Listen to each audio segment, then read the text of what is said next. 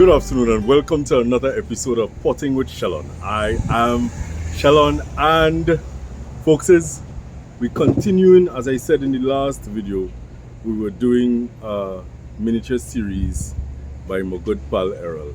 And as per usual, all you know I have some surprises for all you. Because we are all about, you know how the thing let's go. We're going through this journey, this bonsai journey together. And as fast as the learning coming, I learning, all you learning, same speed. So my friends, we're gonna get it. Thank you so very much for joining me. For those of you who are new to the channel, thank you so very much. For those of you who've been there before, thank you so very much. You know, encourage other people, let them know that we're doing good stuff here. You know, we're learning, and as we usually say, let we just go. We have a couple more people from Bonsai TNT here joining us today, and we're gonna work. We're gonna do a little bit of work, and you know, while we're walking, we're talking. So if they talk all kind of off-kitting, or they don't study them, don't study them too much, right? So let me introduce you all to the folks, and let's get to it. So as you can see, there is Harold from Bonsai TNT, and we have Tony also from Bonsai TNT, and well, of course, my good pal Errol. And what we have happening today, we have two miniature Chinese elms that are going to do some work on, and I just going to let them say what they're going to do and how they're going to do it. All right, so let's go. So my friends, we have here a small leaf, Japanese or Chinese? Chinese elm. And what we have happening today is that this is going to be repotted and repositioned. Now, let's see how the plant sprawling. So obviously they're going to do some work to neaten it up, and it's going to be taken out of this spot, repositioned, as Tony is trying to demonstrate here, and they're going to plant it into the nice handmade pot right in the back. All right, so folks, now as I understand from these guys, this is a very old plant. This plant has been around for quite a number of years. I think they said 30, over 30 years old. So this is an old fella. This fella in the frolic long time. You know? So it's due for a nice little restyling, a nice little rework to give him that fresh look in this new pot. Now, guys, as you're repotting this, what are some of the things that somebody might want to take into consideration when they're repotting a plant generally? Well, basically, I mean, repotting anything, you're keeping 2/3 of your roots, right? Right. And it really depends on the size of the container that you're going for. Mm-hmm. But this has been growing in a very small, this is a small pot. Right? So it should transition to this quite easily. It's not going to be a big deal for it. All right. So we may not have to remove much roots. All we're doing is removing enough to give it some vigor to start growing again. Yeah, right? yeah. By just pruning all the unnecessary shoots right now, Mm-hmm. will trigger it to start a growth. So, all right. We could clip off all the unnecessary. Harold, you go ahead now. Go ahead and clip off all them. So here comes Harold the butcher. Can these cuttings become new plants? Just for the sake of knowledge, for the good folks looking at us, can we use these to propagate new plants? Actually, yes, you can. You can? Yeah. This is the small leaf Chinese elm. Right. And what you will need to do is to not take off too much, but just about 6 or 8 inches. Right. It would be nice if you could just cut it at a slight angle and just stick this in sandy soil, yeah. A sandy soil, sharp sand. Yeah. And when you have a lot of it, you wet it, put it in a cool spot, Right. and in a matter of about a month or so, Mm-hmm. you actually see new shoots coming out. Oh. Yeah. Pretty good. So guys, you're all hearing that. So for those of you who have these small leaf elm, you all could propagate these by cuttings. As you can see the size of the cutting in my hand. All you know, I'm taking 2 pieces to go and try for myself, right? Because that's the name of the game. Try something. Now, when they remove some of the branches and they remove some of the roots, when you remove those things, what will happen is that if I understand it correctly, and in the presence of the fellows who will correct me if I'm wrong, if I understand it correctly, when you remove some of the branches, it's a situation where the plant could concentrate on growing new roots, and then it will give you branching. If it has too many branches, it puts too much of a strain on the plant, correct? Well, it's a kind of equal thing. If you take too much root off and Right. you leave too much foliage, Mm-hmm. you're going to get a strain on the because they don't have enough root to support the amount of foliage. Right. So basically, you try to kind of do a little equal. You remove some of the roots, you remove some of the foliage. Sometimes complete defoliation, removing all the leaves. Right. If you don't want to cut branches, you could just remove the leaves and that will cut down the stress. The defoliation, so you could Yeah. defoliate the plant. Yes. All right. Now, if I'm not mistaken, it has certain types of ficus, like the Benjamina ficus, Yeah. don't react well to defoliation. No. It So- depends on the species. It depends on the species. Majority of deciduous trees can handle complete defoliation. All right. So, friends, you're hearing that. You have to know the species of plant that you're working with to know how to operate. Right? Errol here, building. What is it called, this, Errol? To stop to hold the drainage screen. Yeah, making a hook to hold the drainage screen. Yeah, something about a hook to hold the drainage screen. This is another small leaf elm that they're going to be working with today. And only originally, me and Errol had a plan, you know. We had a plan and we get the rail. Errol is someone that's come and kind of take over people thing, you know. So this is the pot that that elm that Errol was just working on is going in. It's a handmade pot. Pretty nice. Very, very, very nice. Now, all you know, we deal in a lot of things homemade on the cheaper side, so that things don't have to bring you into that level of expense, because all of we are rich around these parts, you know. So it's a nice thing to, you know, learn how to possibly make a pot or use what you have at home. I will always endorse that, using the things that you have at home to accomplish great deeds. So Tony's looking at how this plant is going to fit into this pot and the new style it is going to take, because it's in a something of a slanted style and Slash cascade. /cascade. But we want to pull it a little bit more upright to Right. be in this position. All right.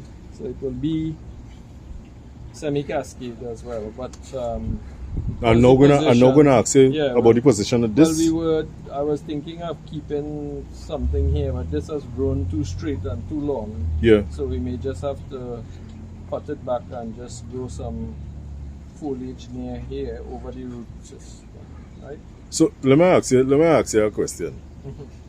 So, right. So we've seen that it is very straight Yeah. and very long. Yeah, we could wire it, but But I've seen a bit of flex in this yeah, it in could this take- kind of it could material. take- It could take wiring. Yeah, but it still has too much straight here, All right. which means we'll have to put A some lot of wiring. Too wiring much. and zigzagging, and I'm not sure how it will balance with this structure, which is already old and very gnarly, Yes. right? To have a young shoot with trying to imitate this here, Right. it's not going to. So we will probably just cut it here and probably just give this little section here then to give it some balance on this side. All right, sound good. Right? So guys, you're hearing that. So all of these are things that you take into consideration when you're doing your work. So and off he goes. That's a nice cutting though. Yeah. Look my future plant. Look it. Why not?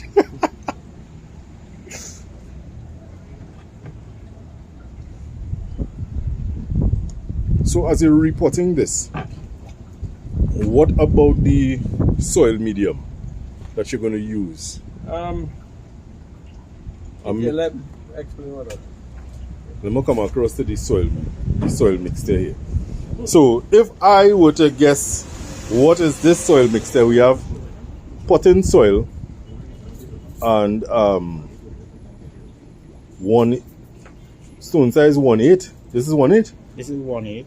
Right. 1/8 gravel 1/8 gravel. with promix, some potting soil. Right, with promix and potting soil. Ratio And- 1 to 1 to 1. And the ratio of this is 1 to 1 to 1. Now, as you all could see, this is going to be as free draining, but it also has stuff that will retain moisture so that the plant will remain healthy and it won't drown. Now, just to reiterate my point here, in other countries they go and they buy the bonsai scoop and whatnot. My partner built a scoop. My friend's better than yours. So this is the soil. This is a very, very good mix of soil for a lot of plants. Right? It doesn't hold, it would not hold so much water that the root's going to be in trouble, and essentially once your root's in trouble, the plant done. So this is pretty good. Potting soil, pro mix, right? And all you know, on my side, I sprinkle a little cinnamon and some eggshells.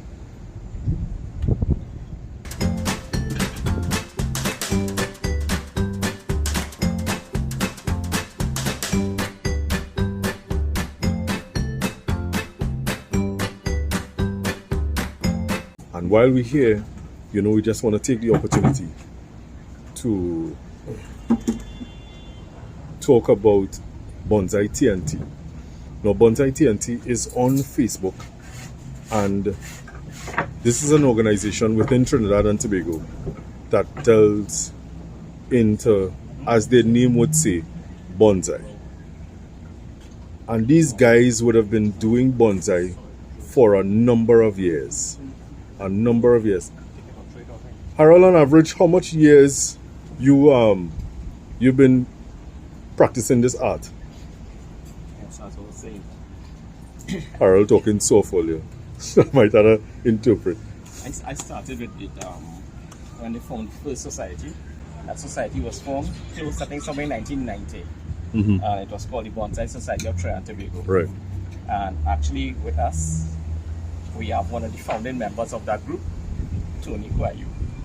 He is one of the founding members of Bonsai. That's the first time we had Of the original group. Original group. Bonsai Society of Trinidad and Tobago. So Tony in this disco, long time. Yes. Yes. That's such a poor joke. Yeah. Long. So we have a lot of people who are still, when Bonsai TNT was formed in 2016. Right.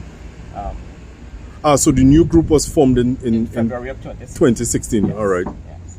And a lot of the former people, actually we still have a lot of the older people from that original group, founding members, Right. who are actually executive members, I should say, of this group. Right? People like Rodney de Bomley, this guy from Mayogi, Richard Kong, Right. yeah, Nikki Fung, Right. he's in Tobago, yeah. Alvin Fitzpatrick, Right. yeah. Who else we have here? From the first group. Yeah. We may have one or two more, but these are the people that come to mind right away because Right. they are still with our group actually. Right. So we call on them every so often for assistance, or guidance, as the case might be, because they have been in it for a long time. Yeah. you know. But fortunately, Tony lives close to me, Right. so I. Fortunately or unfortunately? Well, unfortunately. Tony, I don't know. I don't know how to. Unfortunately. You know, so I can rely heavily on his expertise and right. his knowledge. Right. You know. And that's why we actually chose this today to do this. Like I said, this plant is over 30 years old. I wouldn't do this just like that. You know? Right, so we teased out, as I say, 1/3 of the outer perimeter. We may Right. do a little scraping underneath to just awaken the sleepers, and we're gonna cut these off. Right, so Right. it's been in this pot a while. It have these roots going around and around and around the shape of the pot. Because of the length of time the plant has been in this pot, the roots have gone around and around to match the pot. So he's removing some of the roots to encourage new growth, and with this new growth give the plant, or the tree, as we would have said before, new vigor, new life. So while Tony doing that, going back to Bonsai TNT in the little mini series with Errol. So Bonsai TNT is on Facebook, and it's an entire community dedicated towards, if I may put it, greenery, bonsai, you know, educating people about bonsai, educating people about how to take care of their plants, getting people involved in that particular art form, because bonsai in and of itself is an art form, you know. So Bonsai TNT has been around, as you heard, since 2016, and as a matter of fact there was a group before that. So what we have happening here, before I say that, you all could look for them on Facebook and join, you know, come in, get information, be part of the group, be part of this family, you know. As per usual, like, subscribe, share with your friends, share, you know, put that word out there that, you know, we here in Trinidad and Tobago, we also do bonsai, and our take on bonsai is a little different from the northern countries and the European countries, because we have a different climate. Now, some of the countries that may have a climate similar-ish to ours, places like what, in India or something of the sort, right guys? Yeah.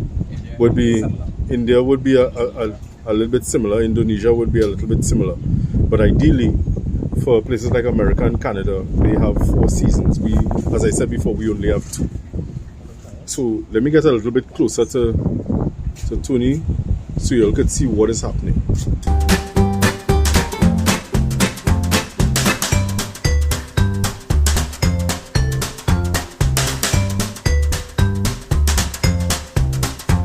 So my friends, all you know, and let's talk to all about the chopstick. The chopstick is essential to make sure that all the soil gets between the roots.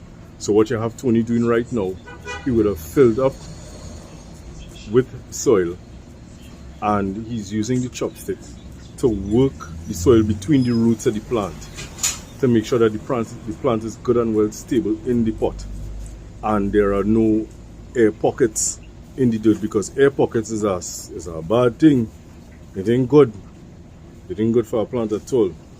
It could cause the plant to die. It could cause roots to die.